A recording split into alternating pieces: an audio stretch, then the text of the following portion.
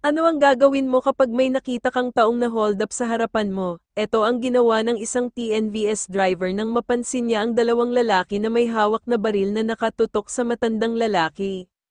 Hindi nagtagumpay ang dalawang hold-upper na umatake sa kalungokan.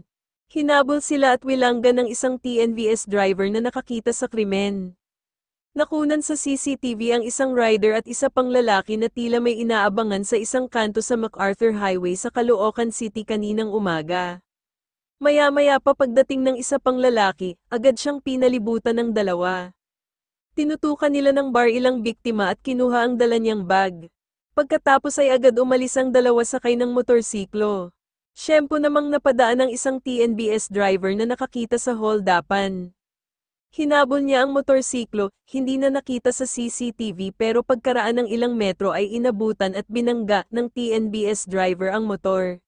Ganyan eh. Kasi katulad namin, maraming nabibiktima na pinapatay na walang kalaban-laban, lumalaban ng patas. Binangga ko talaga sila kasi yun ang paraan ko para matulungan yung matanda. Hindi ko alam na may pera palang ganun kalaki si tatay.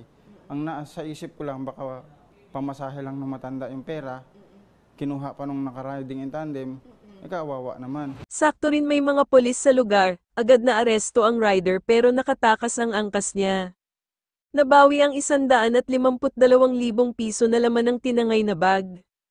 Pati na rin ang motor ng mga suspect at ang baril na isa lang palang replika. Base sa investigasyon, posibleng nasundan ng mga suspect ang biktima papunta sa bangko. Tinanong po namin siya during investigation, hindi lang po ito yung unang pagdideposit niya na inutusan siya ng amo niya. Napag-alaman din na dating may kasong murder ang inaarestong suspect na mahaharap sa reklamong robbery. Tumanggi na siyang magsalita, tinutugis na ang kanyang kasabwat.